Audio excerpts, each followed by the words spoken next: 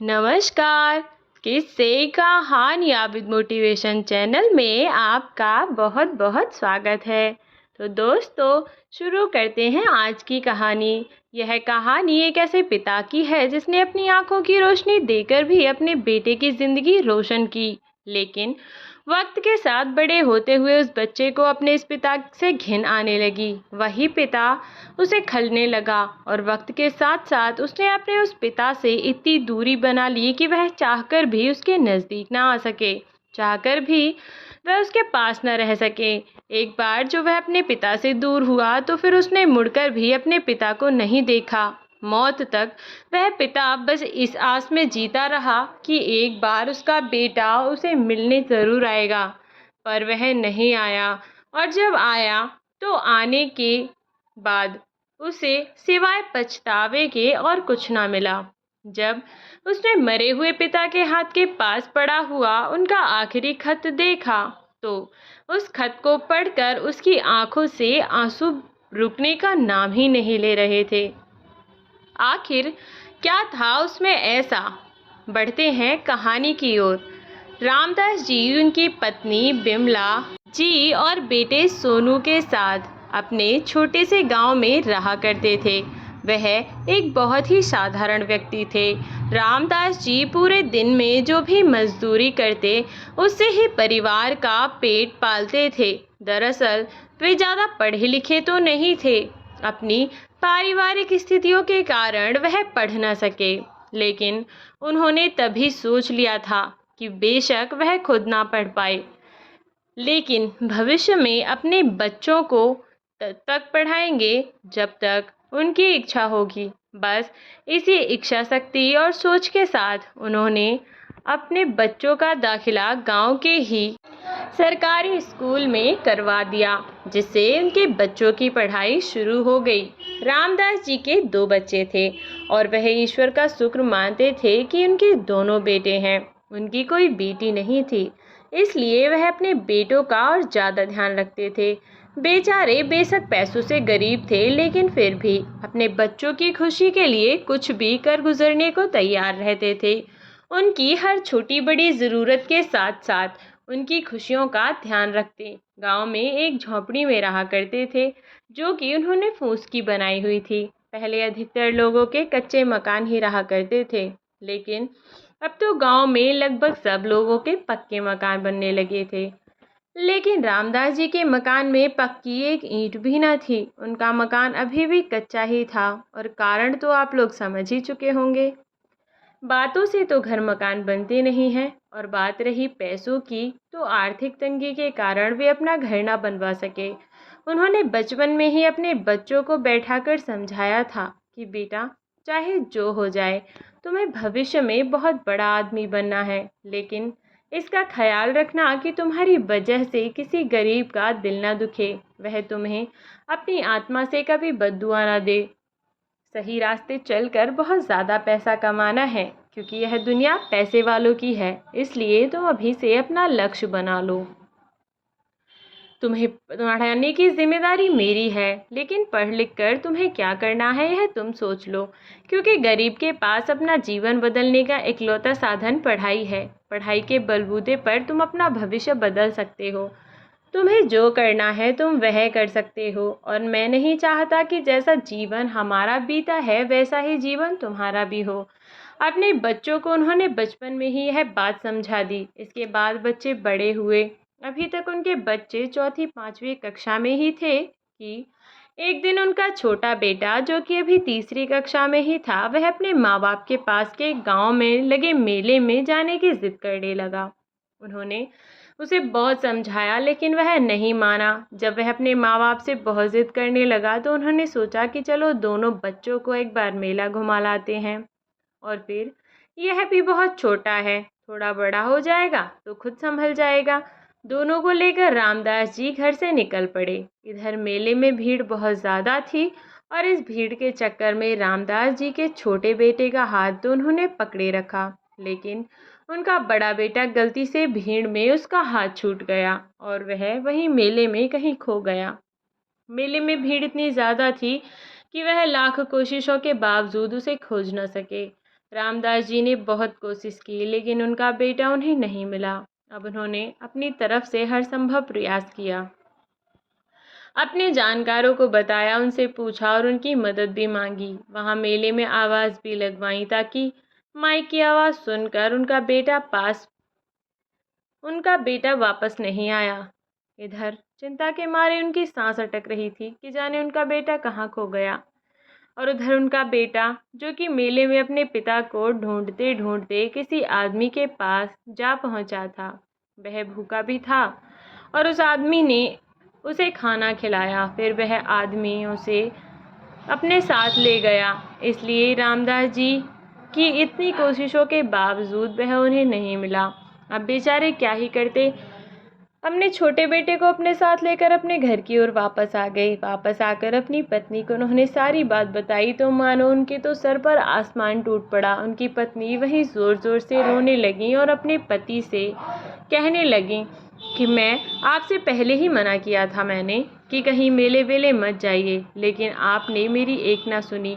मैंने कहा था ना कि मेले में बहुत भीड़ होगी, आप इन दोनों को कैसे संभाल पाएंगे, लेकिन आप अपने आगे मेरी सुनते कहाँ हैं। अब ढूंढ कर लाइए मेरे बेटे को, मुझे नहीं पता कि कहाँ से लाएंगे। जैसे भी हो, जहाँ से भी हो, उसे मेरे सामने ले आइए बस, मैं और कुछ नहीं जानती। जाइए। अपनी पत्नी को यहाँ पर बिलखता हुआ देख रामदास जी का मन भी द्रवित हो उठा, लेकिन वह चाहकर भी अपनी पत्नी के लिए कुछ भी नहीं कर सकते थे। उनका बेटा अब उनके आसपास भी नहीं था, लेकिन फिर भी उन्होंने हार नहीं मानी और पास के ही पुलिस थाने में जाकर इस बात की खबर दी। अगले दिन पुलिस वालों को साथ लेकर मेले की ओर चल दिए और जिस दिन तक मेला लगा उस दिन तक वह अपने बेटे को ढूंढते रहे, लेकिन फिर से उनके हाथ असफलता ही लगी। अब वह जब तक हार कर अपने घर की ओर चल दिए तो जैसे ही वह अपने घर के दरवाजे पर पहुंचे तो उन्होंने जो देखा वह देखकर उनकी आंखें फटी रह गईं। कहते हैं ना कि जब इंसान पर मुसीबतें आती हैं तो एक साथ आती हैं और बताकर नहीं आती। बस ऐसा लगा था जैसे रामदास जी की सारी मुसीबतें बस अभी आनी थीं। इधर वह बेचारे अपने बेटे को ढूंढने में लगे थे और जैसे ही घर पर पहुंचकर देखा तो उन्होंने पाया कि उनका घर को आज ही आग की लपेटों ने घेर रखा है। उनका कच्चा घर और फूस का बना हुआ तो वैसे ही था। उनके घर में आग लग गई थी, जिस आग में अंदर घुसकर उन्होंने जैसे तैसे जलते जलते अपने छोटे बेटे को तो बचा लिया, लेकिन उस आग से अपनी पत्नी को नहीं बचा सके और उस हादसे में उन्होंने अपनी पत्नी को खो दिया। अब बेचारे जैसे तैसे खुद को संभाल रहे थे कि उनके बेटे ने उन्हें बताया कि पापा, मुझे कुछ दिखाई नहीं दे रहा, सही से मेरी आंखें नहीं खुल रही, बहुत जलन हो रही है, पता नहीं कि क्या हुआ है। रामदास जी ने गांव के ही एक वैद्य को दिखाया। इधर अभी भी बेचारे इन मुसीबतों से निकले भी नहीं थे कि उन्हें एक और मुसीबत के बारे में पता चल गया। वैद्य ने बताया कि उनके बेटे की आंखें आग से झुलस गई हैं, क्योंकि उनके बेटे का भी शरीर का कुछ हिस्सा जल गया था, लेकिन वक्त पर आकर रामदास जी ने उसे बचा लिया था। वैद्य जी ने रामदास जी को कहा कि तुम्हें पैसे जोड़कर रखने चाहिए, क्योंकि हो सकता है कि आने वाले समय में तुम्हारे बेटे को बिल्कुल दिखना बंद हो जाए। तुम्हें अपने बेटे की आंखें बदलवानी होंगी। बड़े ऑपरेशन के बाद ही यह पूरी तरह से देख सकेगा, अन्यथा इसका जीवन ऐसे ही जाएगा। रामदास जी के पास अब कोई उपाय भी नहीं था। डॉक्टर ने जितना रकम बताया था उतनी रकम चुका पाना तो उनके बस में नहीं था। उन्होंने डॉक्टर से मिन्नतें की। तब डॉक्टर ने उनसे कहा कि वह उनका इलाज कर देगा, लेकिन कम से कम दवाइयों का खर्चा तो रामदास जी को खुद ही उठाना होगा। अब रामदास जी को कुछ भी करके अपने बेटे को ठीक तो करना ही था। बस इसलिए उन्होंने दिन रात मजदूरी करना शुरू कर दिया। उन्हें जहाँ काम मिलता वह वहाँ काम करते। छोटी सी पंचर की दुकान खोली। गांव में ही ब्रेड पकोड़े समोसे बनाकर बेचना स्टार्ट कर दिया। दोपहर तक कोई और काम करते, पूरी दोपहर कोई और काम करते और शाम से लेकर रात तक कोई और काम करते। हर समय बस काम करते रहते और पैसे जोड़ते रहते, ताकि जल्द से जल्द अपने बेटे का ऑपरेशन करा सकें और उसकी आँख उसे वापस लौटा सकें। कुछ समय तक तो ऐसे ही चलता रहा। गांव वालों की मदद से उन्होंने वापस अपनी झोपड़ी को सही कर लिया था, लेकिन अब उनका पूरा ध्यान अपने बेटे की आंखों को सही करने पर था, जिसके लिए वह दिन रात मेहनत कर रहे थे। उन्होंने डॉक्टर की मदद से एक अन्य सरकारी अस्पताल में बात की, जहां खर्चा बहुत ही कम आ रहा था। लेकिन सबसे बड़ी समस्या यह थी कि कोई अपनी आंखें क्यों देने लगा, और फिर दी भी जाती। लेकिन इस दुनिया में सबसे बड़ा खेल पैसे का है, और रामदास जी के पास पैसा ही नहीं था। लेकिन फिर भी उन्होंने अपने बेटे का इलाज करने के लिए सोच लिया था।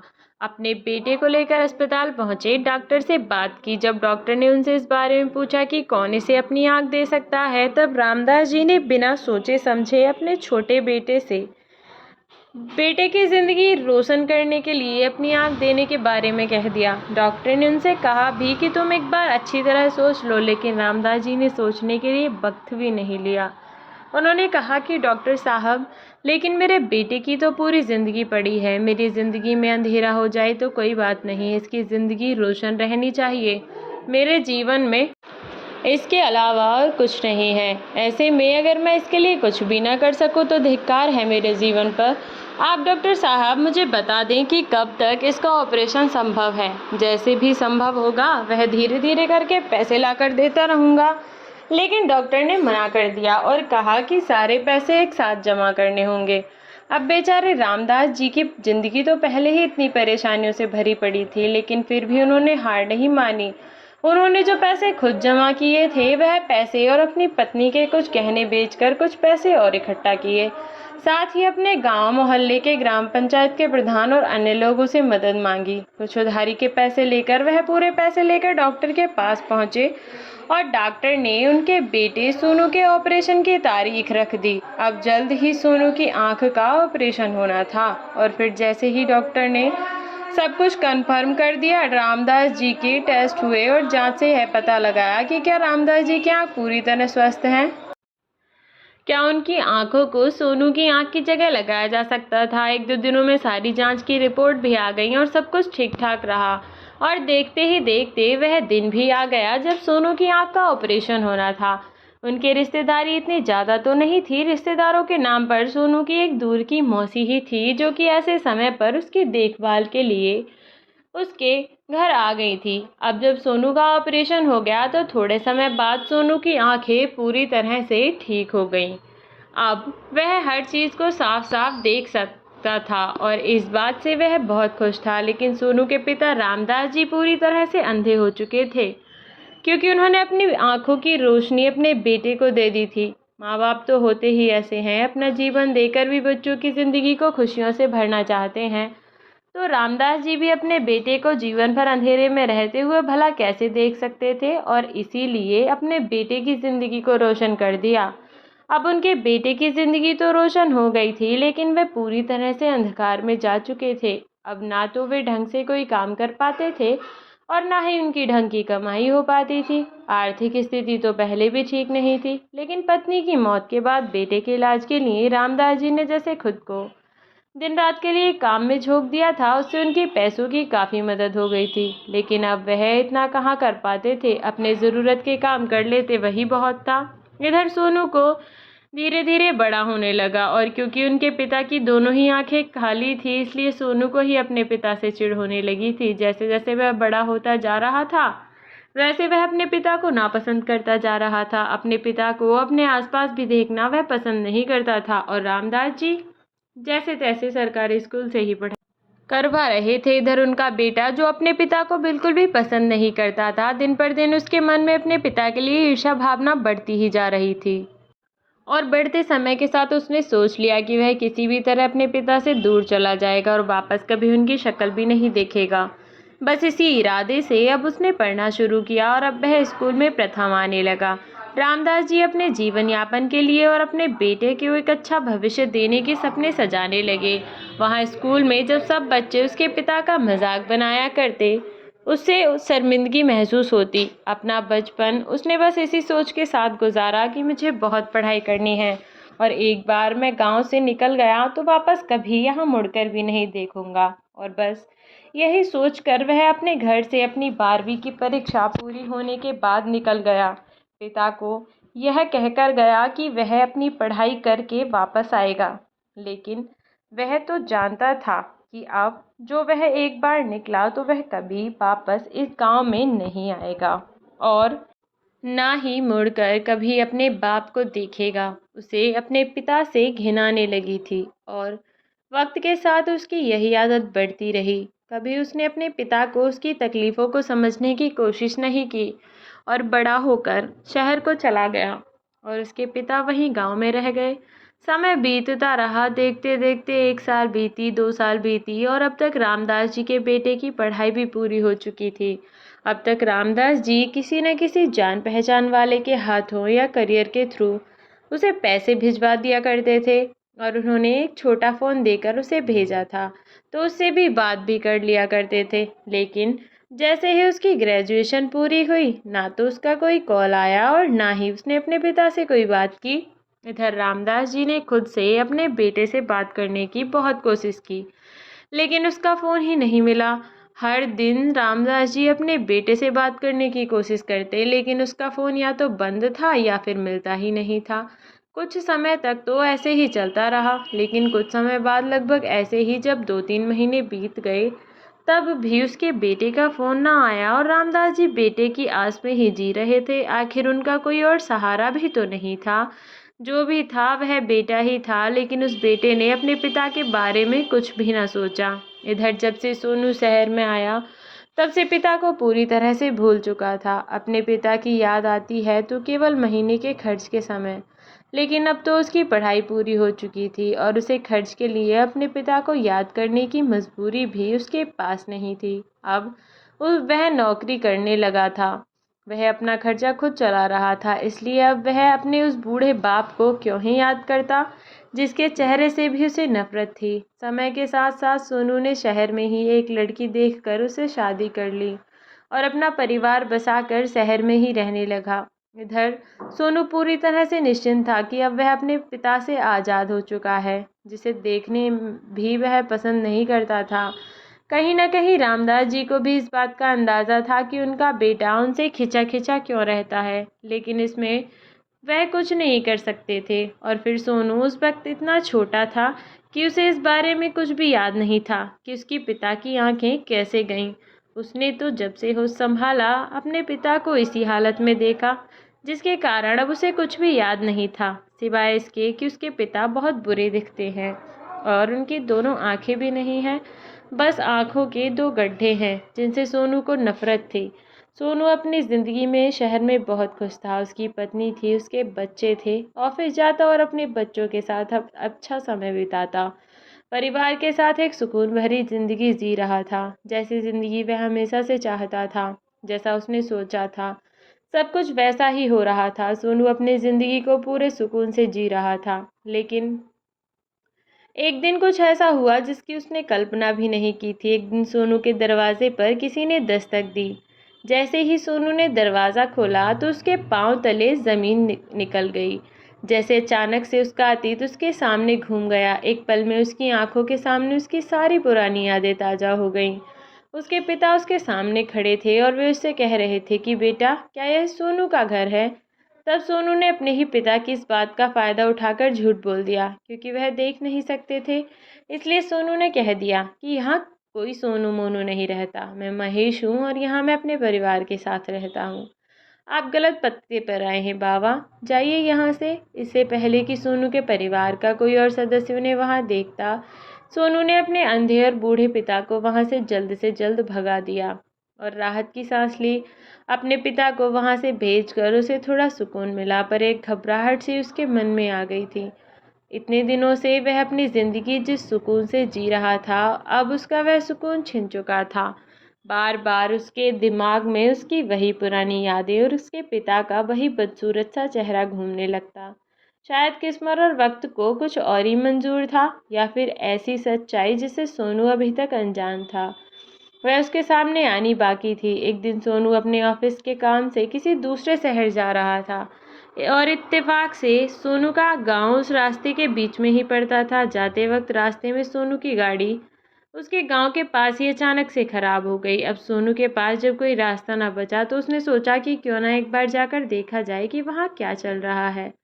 और फिर उसे रात भी कहीं गुजारनी थी, तो अपने मतलब से सोनू अपने गांव की ओर चल दिया।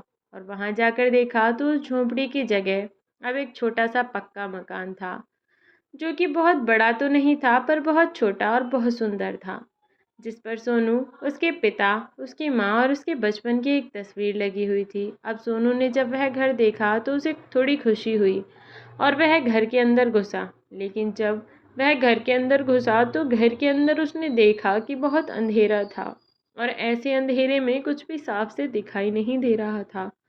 सोनू ने इधर उधर हाथ चलाए तो दीवार पर लगे एक स्विच से बल्ब जल गया और वह चारों तरफ रोशनी हो गई। अब सोनू वहां उपस्थित हर चीज़ को देख पा रहा था कि अचानक उसकी नज़र दीवार पर लगी हुई एक और तस्वीर पर पड़ी, जो कि शायद उसकी माँ की थी। जैसे ही वह उस तस्वीर को देखकर उनकी ओर बढ़ने लगा कि सोनू किसी चीज़ से टकराकर नीचे गिर पड़ा। जब उसकी नज़रें नीचे गिरी हुई उस चीज़ पर पड़ी तो उसके मुंह से चीख निकल गई, क्योंकि वहां पर सोनू के पिता रामदास जी की लाश पड़ी हुई थी। वह बेचारे जो पूरे जीवन बस अपने बेटे की आस करते रहे कि वह उन्हें देखने आएगा, और बस इसी आस में इस दुनिया को छोड़कर जब चल बसे। सोनू तो कभी भी अपने पिता को पसंद ही नहीं करता था और इसलिए उसे उनके जाने का भी ज़्यादा दुख नहीं हुआ, लेकिन लाश को देखकर उसके मुख से चीख निकली थी। अभी तक वह बिल्कुल सामान्य था और उसने अपने पिता के हाथ के पास एक चिट्ठी पड़ी हुई देखी। वह उठा और खुद को संभालते हुए उसने वह चिट्ठी उठा ली। उस चिट्ठी को उठाकर सोनू ने पढ़ना शुरू किया। जब सोनू ने वह चिट्ठी पढ़ी तब उसकी आंखों से टप टप आंसू गिरने लगे। अब सोनू अपने पिता को देख देख कर फूट फूट कर रोने लगा, और क्योंकि आज उसे पहली बार अपने उस पिता पर घिन नहीं आ रही थी, बल्कि अपनी छोटी सोच और तुच्छ मानसिकता पर घिन आ रही थी। जिस पिता ने उसका जीवन संवारने के लिए अपनी जिंदगी नष्ट कर दी, उसने उस पिता को कभी समझा ही नहीं। उस चिट्ठी में आज सोनू के पिता ने सारी सच्चाई लिख रखी थी कि कैसे सोनू की आंखें बचाने के लिए उन्होंने अपनी दोनों आंखें निकालकर अपने बेटे को दे दी। जब सोनू ने वह लेटर पढ़ा तो बस अब तो फूट फूट कर रोने के अलावा उसके पास और कोई चारा ही नहीं रह गया था, क्योंकि उसके वह पिता उसकी नफरत के साथ ही इस दुनिया से जा चुके थे। यहाँ तक कि जब वह सोनू के घर शहर में गए थे तब उन्होंने सोनू की आवाज़ पहचान ली थी और वह समझ गए थे कि यह सोनू ही है जो अपना नाम उन्हें महेश बता रहा है। लेकिन फिर भी वह बेचारे वहाँ से चुपचाप चले आए थे। यह सब पढ़ने के बाद अब सोनू के पास पछताने के अलावा और कोई रास्ता ही नहीं था।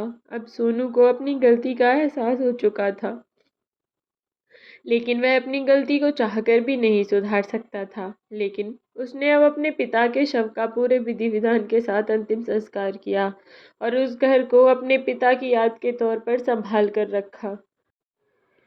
उस घर को उसने मजबूर और असहायों के रहने के लिए छोड़ दिया।